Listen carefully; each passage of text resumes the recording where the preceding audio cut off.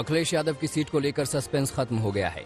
अखिलेश यादव मैनपुरी की करहल सीट से चुनाव लड़ेंगे। हालांकि अभी आधिकारिक तौर पर न तो पार्टी ने और न ही अखिलेश ने इसकी घोषणा की है।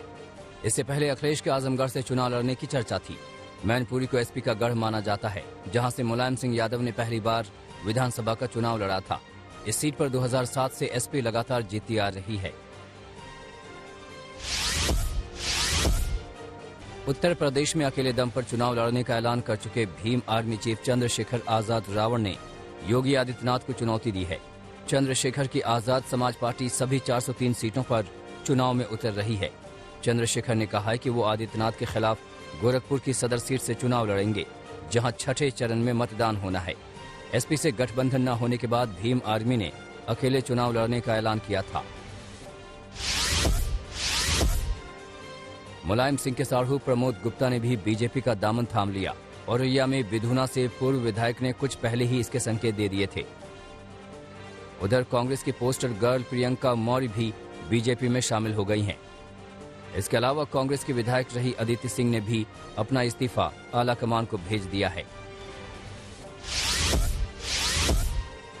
आज कांग्रेस अपना घोषणा पत्र जारी कर सकती है।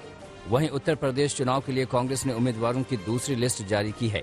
इस लिस्ट में कुल 41 उम्मीदवारों के नाम हैं, जिसमें 16 महिला उम्मीदवार भी शामिल हैं। इससे पहले कांग्रेस ने पहली लिस्ट में 125 उम्मीदवारों के नाम जारी किए थे। उस लिस्ट में 50 महिलाओं को टिकट दिया गया था। उत्तराखंड में होने वाले विधानसभा चुनाव के लिए बीजेपी ने अपनी पहली लिस्ट जारी कर दी है। बीजेपी ने 59 सीटों पर उम्मीदवारों के नाम का ऐलान किया है।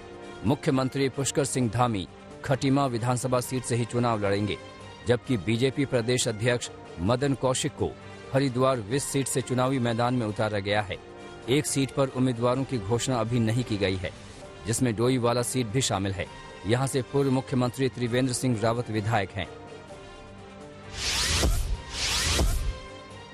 बीजेपी ने गोवा विधानसभा चुनाव के लिए उम्मीदवारों के नाम का ऐलान कर दिया है। बीजेपी ने गोवा विधानसभा चुनाव के लिए 34 उम्मीदवारों के नाम की घोषणा की है। सीएम प्रमोद सावंत सांकेलिम से और डिप्टी सीएम मनोहर अजगांवकर मडगांव से चुनाव लड़ेंगे। बीजेपी नेता देवेंद्र फडणवीस ने बताया कि पूर्व सीएम मनोहर पर्रिकर के बेटे उत्पल पर्रिकर को 2 विकल्प दिए थे, लेकिन उन्होंने पहले के लिए मना कर दिया। दूसरे विकल्प पर उनसे चर्चा की जा रही है। पंजाब में अवैध रेत खनन मामले में ईडी की रेड पर घमासान मच गया है। रेड के खिलाफ कांग्रेस चुनाव आयोग पहुंच गई है। कांग्रेस ने कहा कि यह रेड राजनीति से प्रेरित है।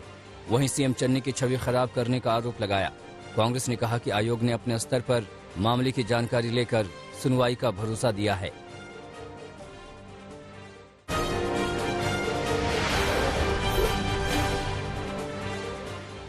दिल्ली में गुरुवार को कोरोना से 43 लोगों की जान चली गई। यह आंकड़ा दूसरी लहर यानी 10 जून के बाद सबसे ज्यादा है। पिछले साल 10 जून को दिल्ली में 44 लोगों की जान गई थी। हालांकि रोजाना के केसेस में 11% की कमी दर्ज की गई है।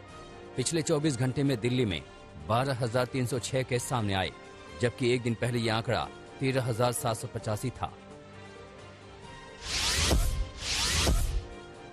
कोरोना के बढ़ते मामलों के बीच आम जनता को बड़ी राहत मिली है। दिल्ली सरकार ने ऐलान करते हुए कोरोना टेस्ट के दाम घटा दिए हैं। अब दिल्ली में RT-PCR टेस्ट करवाने के लिए सिर्फ 300 रुपए देने होंगे। पहले इस टेस्ट के लिए राजधानी दिल्ली के लोगों को 500 रुपए चुकाने पड़ते थे। वहीं होम कलेक्शन सैंपल लेने के लिए RT-PCR टेस्ट की कीमत 500 रुपए होगी। पहले इस टेस्ट के लिए लोगों को 700 रुपए चुकाने पड़ते थे। इसके साथ ही दिल्ली में अब रैपिड एंटीजन टेस्ट की कीमत 100 रुपए निर्धारित की गई है। महाराष्ट्र के मुख्यमंत्री उद्धव ठाकरे ने स्कूल खोलने के शिक्षा विभाग के प्रस्ताव को स्वीकार कर लिया है। सोमवार से प्री प्राइमरी से लेकर 12वीं तक फिजिकल क्लासेस लगेंगी। ये तब है जब राज्य में लगातार कोरोना का कहर जारी है। हालांकि मुंबई में कोरोना के केसेस में गिरावट जारी है। मुंबई में कोरोना के 5,708 नए मामले सामने आए हैं। वहीं 12 लोगों की मौत हुई है।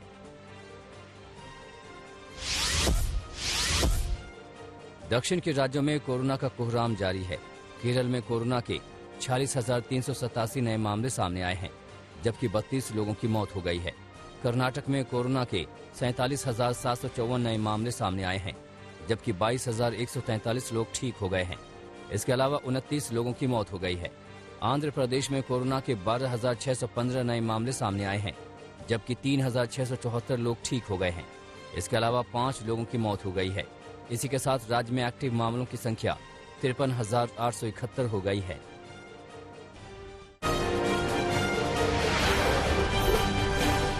राजस्थान के भीलवाड़ा में एक उप सरपंच पर महिलाओं से मार पिटाई का आरोप लगा है। पिटाई का ये वीडियो वायरल हो रहा है। मामला शंकरगढ़ थाना क्षेत्र का है। जानकारी के मुताबिक उप सरपंच यहां पर अतिक्रमण हटवाने गए थे, मगर महिलाओं ने विरोध किया तो वो मारपीट और अभद्रता पर उतर आए। बताया जा रहा है कि महिलाओं ने इस मामले में केस दर्ज कराया तो उप सरपंच महिलाओं पर दबाव बना रहे हैं कि वो अपना केस वापस ले लें। हरियाणा के अंबाला में गोलीकांड की भयानक तस्वीरें सीसीटीवी में कैद हुई हैं। तस्वीरों में देखा जा सकता है कि कैसे ये इको स्पोर्ट्स कार से बदमाश आते हैं और इस कार पर ताबड़तोड़ गोलियां चलानी शुरू कर देते हैं। मामला महेशनगर थाना क्षेत्र का है। बताया जा रहा है कि बदमाशों ने करीब 10 राउंड गोलीबारी की। इस गोलीबारी में एक शख्स की जान चली गई, जबकि दूसरे की हालत गंभीर है। बताया जा रहा है कि दूसरे शख्स को 4 से 5 गोली लगी है। पुलिस अब इस पूरे मामले की तफ्तीश में जुट गई है। दिल्ली पुलिस ने 20 साल के एक ऐसे आरोपी को गिरफ्तार किया है जिसने लाखों की चोरी को अंजाम दिया था। बताया जा रहा है कि आरोपी 14 फरवरी को वैलेंटाइन डे के दिन अपनी प्रेमिका से शादी करना चाहता था। शादी में पैसों की जरूरत थी, इसलिए आरोपी ने चोरी करने का प्लान बनाया और एक घर में चोरी की। यहां से आरोपी ने 3 लाख रुपए कैश, सोने चांदी और मोबाइल लेकर फरार हो गया। पुलिस ने जांच की तो आरोपी पकड़ में आया। अब पुलिस आगे की कार्रवाई में जुट गई है।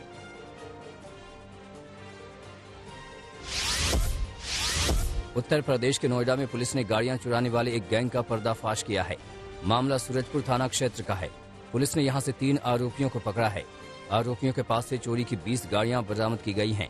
साथ में एक अवैध तमंचा और 6 जिंदा कारतूस भी बरामद हुई हैं। पुलिस आगे की तफ्तीश कर रही है।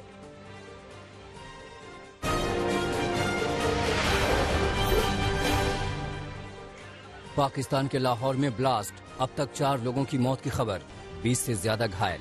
अनारकली बाजार की लोहारी गेट के पास मौजूद पान मंडी में हुआ धमाका। धमाके के बाद पूरे इलाके में अफरा तफरी का माहौल। अभी तक किसी भी संगठन ने नहीं ली धमाके की जिम्मेदारी। रूसी सेना के जमावड़े की सैटेलाइट तस्वीरें सामने आई। मैक्सार टेक्नोलॉजीज द्वारा जारी तस्वीरों में यूक्रेन की सीमा के पास दिख रही सैकड़ों बख्तरबंद गाड़ियों के साथ साथ बड़ी संख्या में सैनिकों के टेंट। इससे पहले अमेरिका ने यूक्रेन की सीमा के पास 1 लाख रूसी सैनिकों के जमावड़े की कही थी बात। रूस ने अमेरिकी राष्ट्रपति जो बाइडेन की धमकी पर दी प्रतिक्रिया। रूसी सरकार ने कहा, जो बाइडेन का बयान यूक्रेन रूस के बीच चल रहे तनाव को नहीं करेगा खत्म। हालात और भी हो सकते हैं अस्थिर।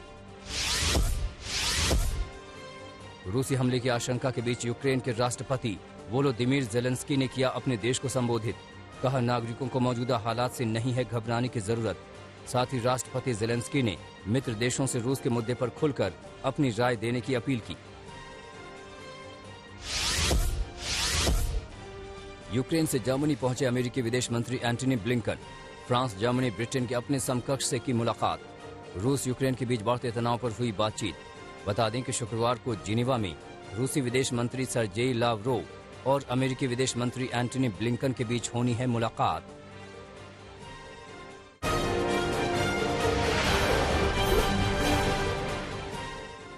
राष्ट्रपति बाइडेन को सीनेट से बड़ा झटका। अमेरिका में चुनावी नियमों में सुधार के लिए डेमोक्रेटिक पार्टी के बिल को सीनेट में नहीं मिला बहुमत।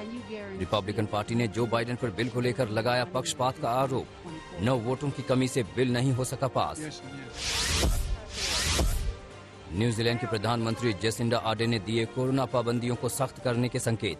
बोली, ओमिक्रॉन के मामलों में बढ़ोतरी के साथ देश भर में कोरोना पाबंदियों को किया जाएगा सख्त। किसी भी तरह के लॉकडाउन लगाने से किया इनकार।